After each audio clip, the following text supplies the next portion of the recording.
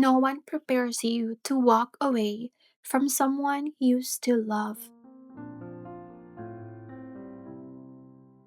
There are stories we never planned to tell because telling them means reliving the pain. Healing isn't linear, it bends, pauses, and circles back, but every turn still leads you closer to yourself. I'm sharing my breakup story to remind anyone who's healing that sometimes losing someone isn't the end. It's how you finally find your way home to yourself.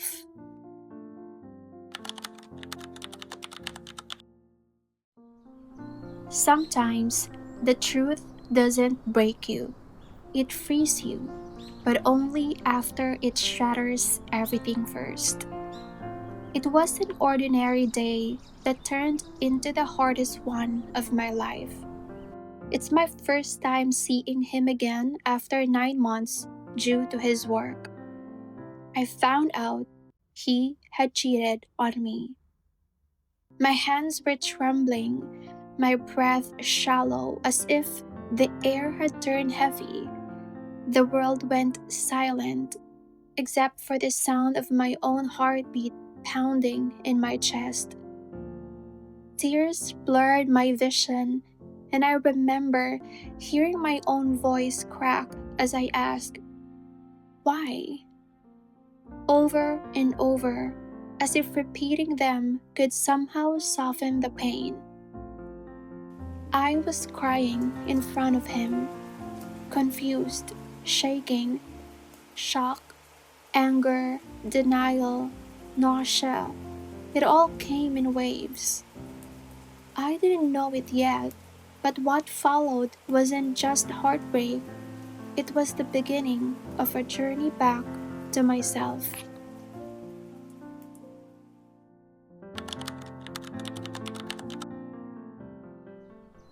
Sometimes denial is not ignorance, it's your soul's way of buying time to breathe.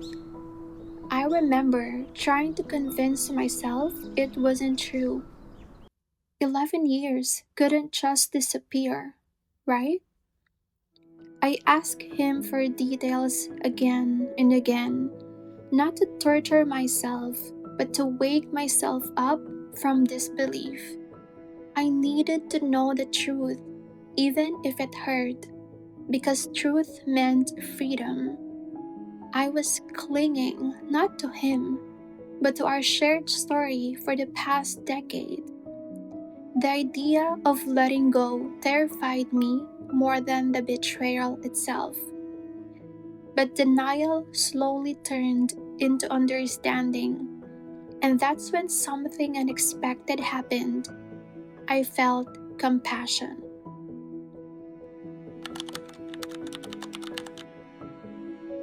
Empathy doesn't mean excusing someone's actions.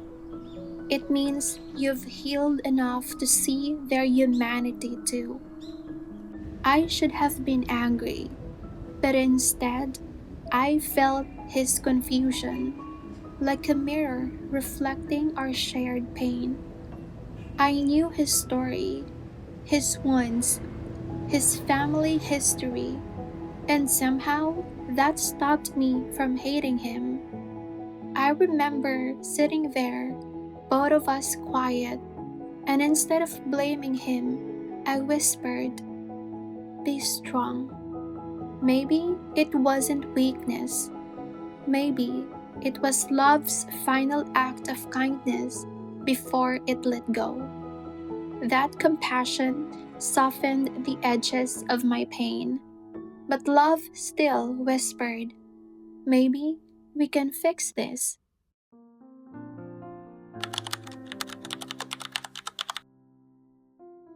It took me a while to realize I wasn't trying to save the man in front of me.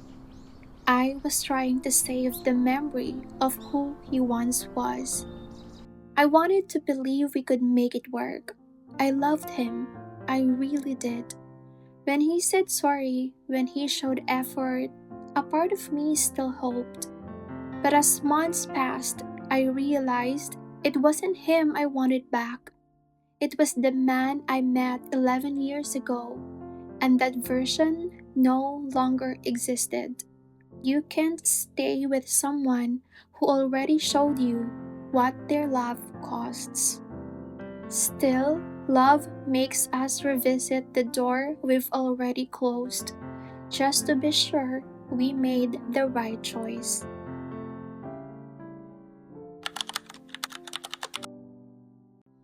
Sometimes, closure doesn't come in words.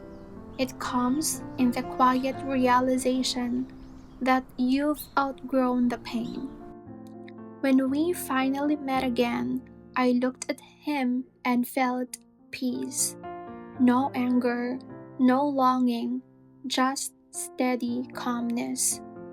I saw a man I once loved deeply, but no longer recognized. He talked, and I listened. But as he spoke, I realized I have grown so much since the last time we were us. I told him, never lose the kind man inside you. Be a good father. That was it. No drama, no bitterness, just release. And once I walked away, I knew it was time. Time to let go of everything that once defined me.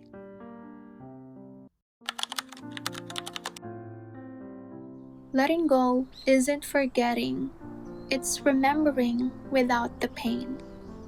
I started to let go, piece by piece. The photos, the messages, the plans we made. I visited the places we once went to, but this time I created new memories, my own memories. I released the resentment, the hate, the what ifs, and for the first time, I wasn't pouring compassion outward, I was pouring it inward. It felt like coming home to a version of me that was waiting patiently to be loved again. And that's when I learned forgiveness was never about him.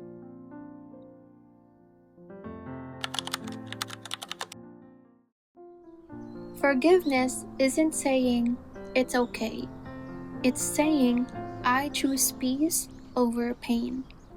After that final message, I felt something unexplainable, a lightness in my chest, as if the tight string that once bound my heart finally snapped.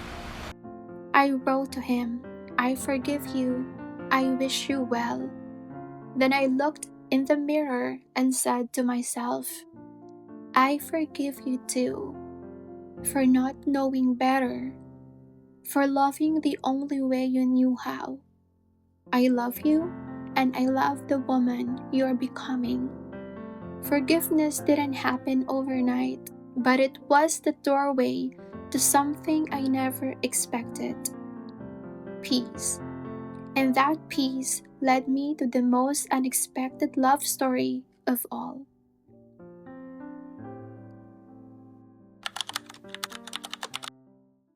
The greatest love story is the one where you finally choose yourself. I stopped waiting for someone to save me. I made a quiet promise to pursue myself, to pour everything back to me.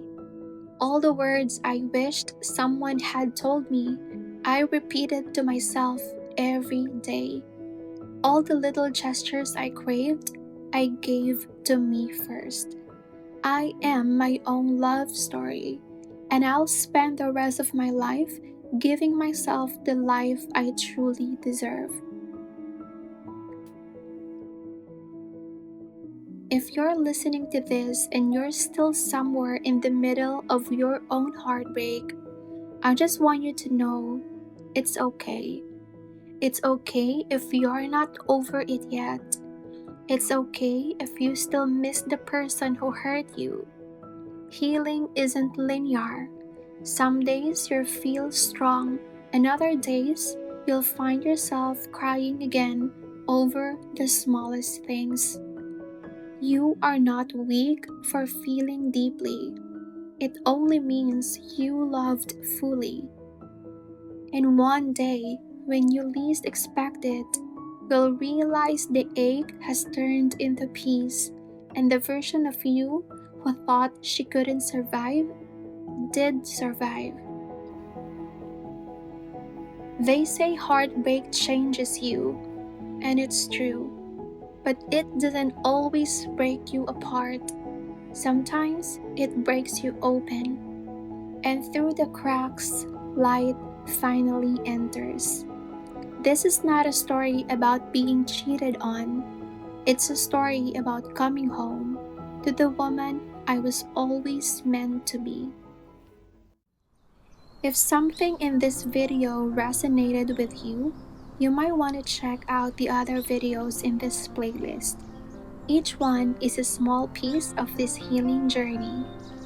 To the woman still learning to love herself after being broken, I see you. Take what resonates and let it be a mirror of your own strength. Love, Soléara.